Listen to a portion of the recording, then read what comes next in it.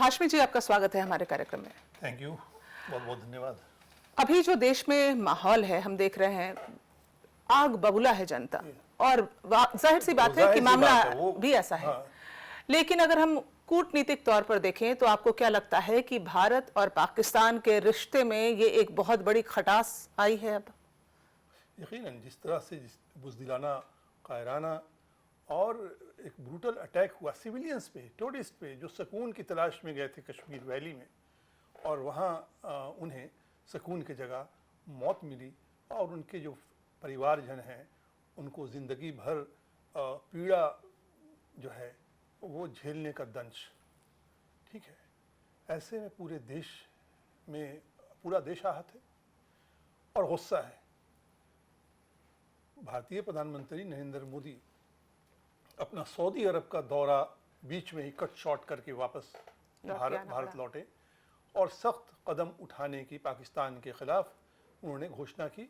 और जो सख्त कदम उठाने ही था, अगर इस तरह के कदम ही नहीं उठाते तो देश में गलत मैसेज जाता कि लीडरशिप हमारी कमज़ोर है और कंप्रोमाइज़ करती है ऐसे मुद्दों पर भी। जी बिल्कुल। तो जिस तरह से प्रधानमंत्री नरेंद्र मोदी ने अभी बिहार की जमीन से भाषण दिया, और मोदी जी को कभी नहीं सुना जाता है कि वो अंग्रेजी में बोलते हैं। कहीं भी हो, यूएन में हो, चाहे वो व्हाइट हाउस से बोल रहे हो। हाँ, मतलब वो ग्लोबल लीडर से भी मिल रहे हैं अगर तो हिंदी में बात करते, हिंदी में बात करते। लेकिन अंग्रेजी में प्रधानमंत्री नरेंद्र मोदी का एक तरह से पाकिस्तान को चेतावनी देना, और ना सिर्फ अंग्रेज़ी में जो उन्होंने दिया है स्पीच पब्लिक को एड्रेस करते हुए, ये ना सिर्फ ये है कि पाकिस्तान को सीधे तौर पर संदेश देना, बल्कि ग्लोबल जो वैश्विक पॉलिटिकल दुनिया है, बिग बॉस जो हैं अमेरिका जी, उनको भी, डोनाल्ड ट्रंप तक भी सीधे मैसेज देना था, ताकि वो ये भाषा को बिना किसी द्विभाषीय के मदद से सीधे तौर पर समझ सके कि भारत का प्रधानमंत्री इस मौके पर कह क्या रहा है। बिल्कुल, ये एक सीधा सीधा संदेश था पूरी दुनिया को। जिस हमले के बाद, या हम ये कह लें कि जो पहलगाम में हुआ उसके बाद, हम जो देख रहे हैं कि भारत ने कड़े फैसले लिए। यहाँ तक कि आप 65 का युद्ध देख लीजिए, 71 का देख लीजिए, करगिल युद्ध देख लीजिए, उसके बाद भी भारत ने कभी इतने कठोर फैसले नहीं लिए थे जो इस बार। नहीं, इसमें एक चीज़ है कि जैसे सिंधु नदी का जो ट्रीटी है, उसको रद्द करना या उसका पुनर्विचार करने का जो भी फैसला भारत लेगा, वो 2016 में भी प्रधानमंत्री नरेंद्र मोदी ने इसका ऐलान किया था जब पुलवामा हमला हुआ था जी। उसके बाद सिंधु नदी ट्रीटी को कैंसिल करने का, रद्द करने का, ये मगर जाहिर सी बात है कि वो नहीं हो पाया उस पुलवामा अटैक के बाद प्रधानमंत्री का जो आया था। लेकिन दोबारा से उन्होंने सिंधु नदी का जो इस पहलगाम अटैक के बाद जो किया है, इससे पाकिस्तान बौखला गया है। उसकी बौखलाहट ऐसे भी समझी जा सकती है कि पाकिस्तान का प्रधानमंत्री नवाज शरीफ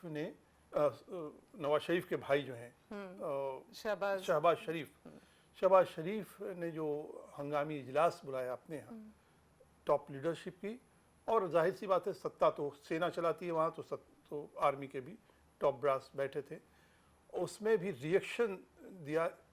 सिंधु खास करके जो भी डिप्लोमेटिक रिलेशन जो कट शॉर्ट हुआ, 51-52 जो पाकिस्तानी कर्मचारी हैं हाई कमीशन में, उनकी संख्या को बहुत हद तक 30 तक लाना वो है, और सिंधु नदी का है। तो एक करके इस पर जो मैं आना चाहती थी, हाँ, जैसे ये सिंधु नदी का जो ट्रीटी है, अगर इसको स्थगित किया गया है अभी, तो क्या इम्पैक्ट आएगा इससे पाकिस्तान के ऊपर? क्या यही तो मैं कह रहा हूँ कि पाकिस्तान का प्रधानमंत्री और कैबिनेट और आर्मी ने, अपोजिशन लीडर ने मिलके जो कल हुआ, जैसे भारत में भी सारे अपोजिशन पार्टी, राहुल गांधी ने ओपन सपोर्ट डिक्लेयर कर दिया कि जो भी कदम पाकिस्तान इस हमला के खिलाफ भारत उठाएगा, अपोजिशन पार्टी बिल्कुल मजबूती के साथ खड़ा है। देश की एकता अखंडता के साथ कोई समझौता नहीं हो सकता, ना देश की जनता गवारा भी नहीं करेगी। अपोजिशन भी इस बात को बेहतर समझती है और रूलिंग पार्टी भी समझती है, कोई भी राजनीतिक दल इस बात को समझता है। पाकिस्तान में भी यही हुआ है। पाकिस्तान में भी ruling party, opposition party, army ने मिलकर जो इस फैसले के बाद, भारत सरकार के फैसले के बाद जो उन्होंने फैसला लिया है, वो भी फैसला उनका कुछ उसी तरह का है जैसे कि सिंधु नदी के जो ट्रीटी है उसको स्थगित करने की जो बात हुई है, उससे पाकिस्तान काफ़ी ज़्यादा भौंकला गया है। क्योंकि उसका बयान जो है वो बयान ये है कि अगर भारत कैंसिल करता है और कोई कदम उठाता आगे बढ़ के, जैसे कि पानी की सिंधु नदी में पाकिस्तान में जो पानी जाता है उसमें कटौती करने की बात, तो पाकिस्तान ने कहा कि वो एक्ट ऑफ वार समझा जाएगा। जी, ये एक स्टेटमेंट बिल्कुल आया है, हाँ। एक्ट ऑफ वार समझा जाएगा। और दूसरा, जितने भी भारतीय सिविल एविएशन के प्लेन जो चलते हैं पाकिस्तान हवाई मार्ग को उसने बंद कर दिया। और तीसरा, शिमला समझौता को रद्द कर दिया है। और शिमला समझौता की एक खास महत्वपूर्ण बात यह है कश्मीर के हवाले से कि जो LOC है,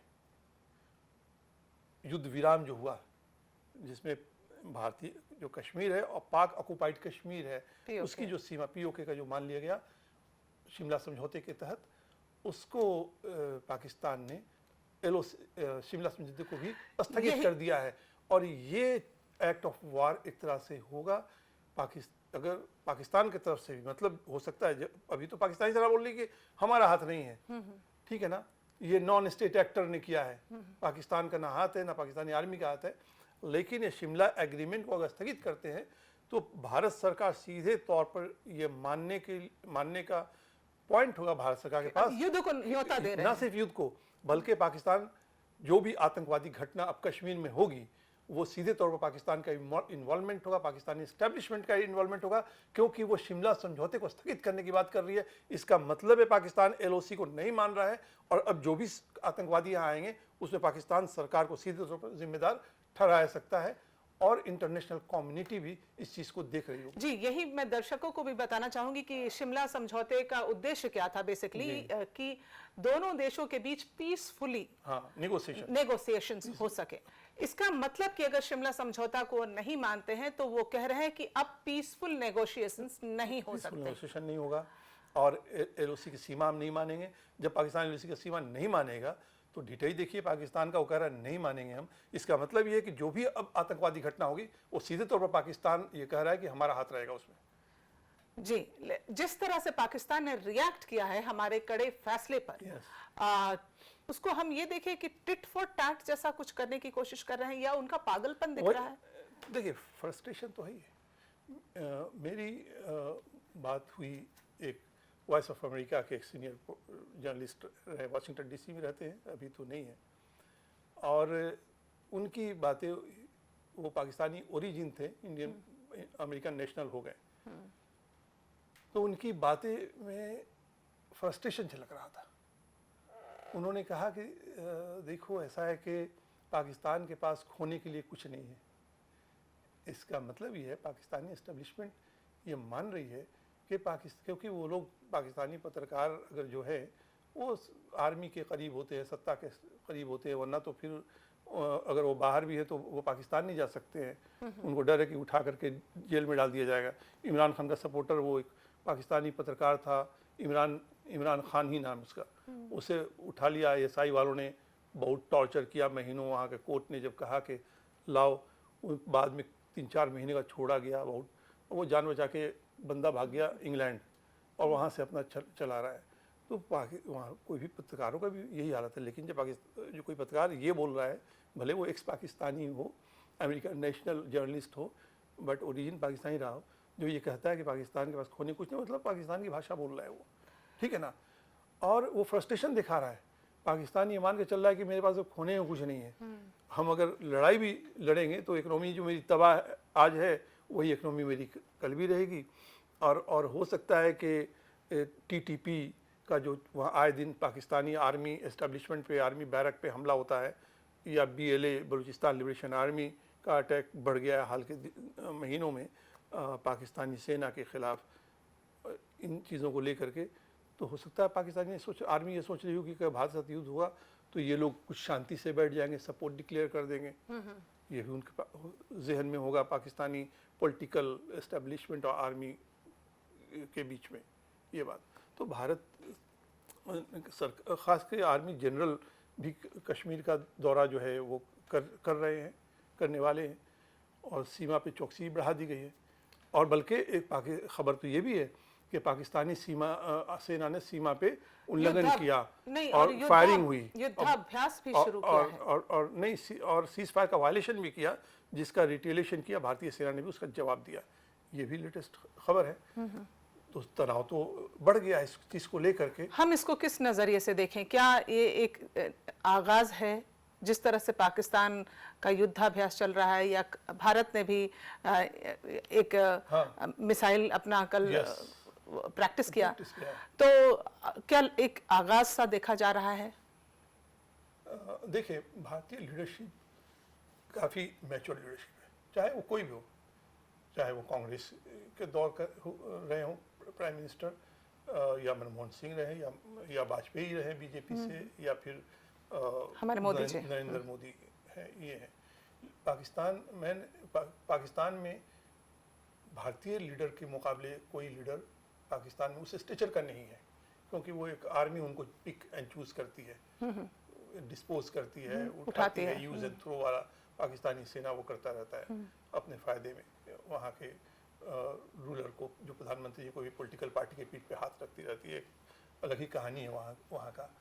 मुझे लगता है कि भारत सरकार पाकिस्तान के खिलाफ प्रत्यक्ष युद्ध छेड़ने से पहले उसकी कोशिश ये होगी कि पाकिस्तान को इंटरनेशनल मंच पे रियल में आइसोलेट किया जाए। बिल्कुल, ठीक बिल्कुल। है। और जो उसके आर्थिक रिसोर्सेज हैं, उसको जैसे सिंधु नदी का पानी का ही मामला है, ये अगर पानी भारत पूरा इस्तेमाल करने लगे, जितना जो एग्रीमेंट के तहत था 30% करीब इस्तेमाल करेगा भारत, उतना इस्तेमाल आज तक भारत ने नहीं किया है।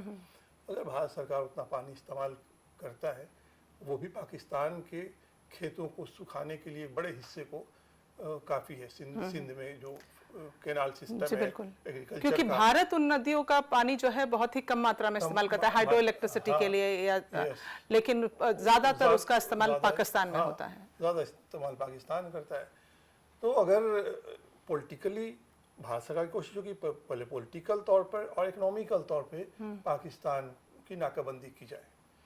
अगर इस नुकसान से पाकिस्तान के हुक्मरान तबका, पाकिस्तानी एस्टेब्लिशमेंट अगर रियलाइज़ करते हैं कि भारत के साथ दुश्मनी सही नहीं है, पहले भी जंग लड़ करके देख चुके हैं, जनरल परवेज़ मुशर्रफ का भी जो मिलिट्री एडवेंचर था वो किस तरह से कैटास्ट्रॉफिक मिस एडवेंचर में तब्दील हो गया, बदल गया, कि इतने पाकिस्तानी सैनिक मरे के शुरुआत में पाकिस्तानी गवर्नमेंट उन्हें अपना मानने को तैयार ही नहीं थी, लेने को तैयार नहीं थी उनके बॉडीज़ को।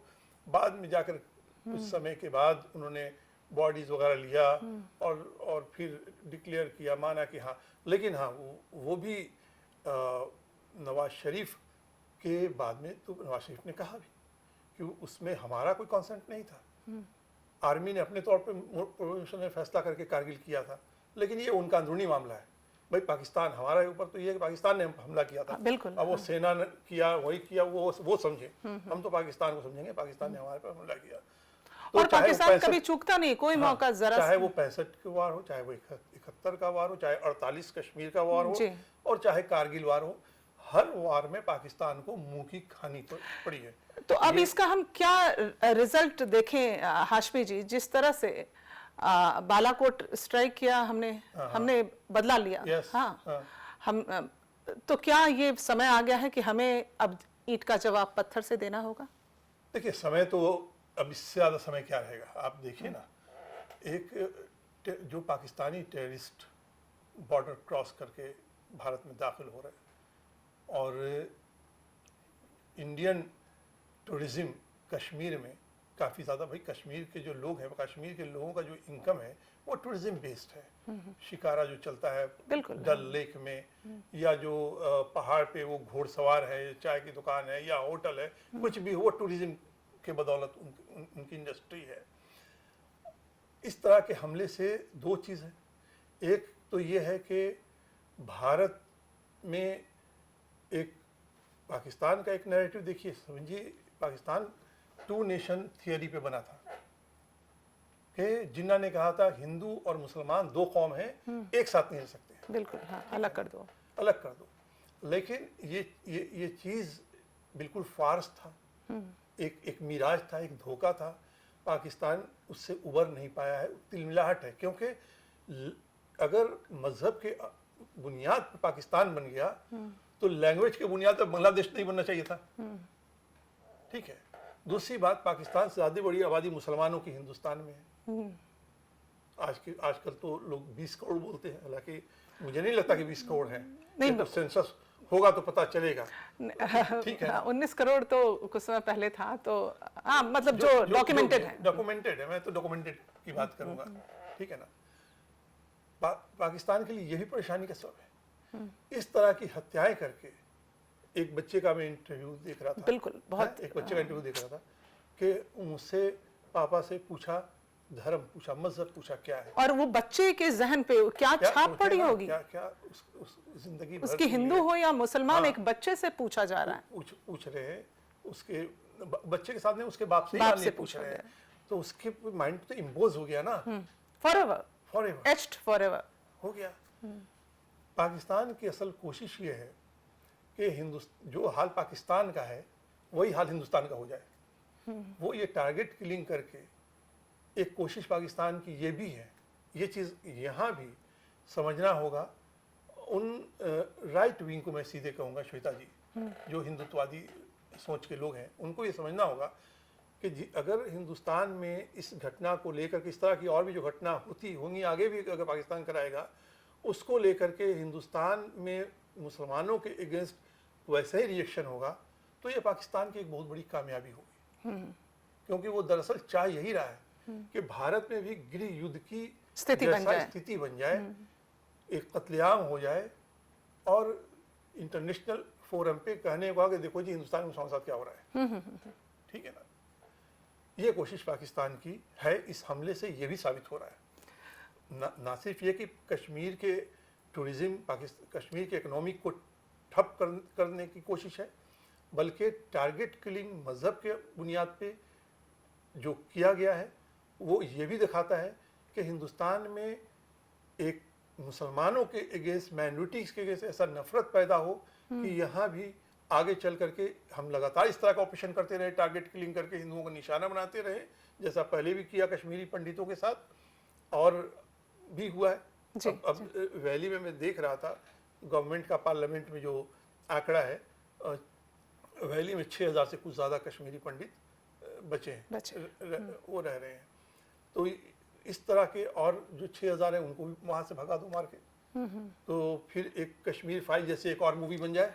देखिए ये मैटर और वो यहाँ पे और हिंदुस्तान के मुसलमानों के खिलाफ नफरत पैदा करे, और इस तरह से एक स्थिति बन जाए कत्लेआम की।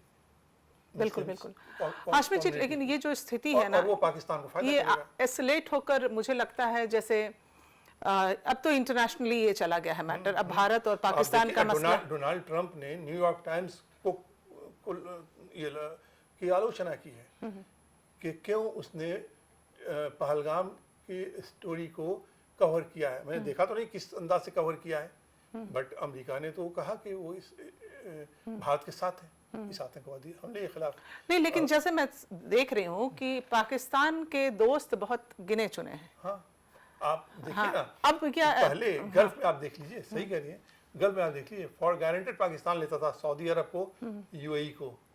नहीं, अब तो टर्की, मुझे लगता है टर्की और चीन, हाँ, और एक आध ईरान कर लीजिए आप, हाँ, एक आध देश मिल जाए तो है।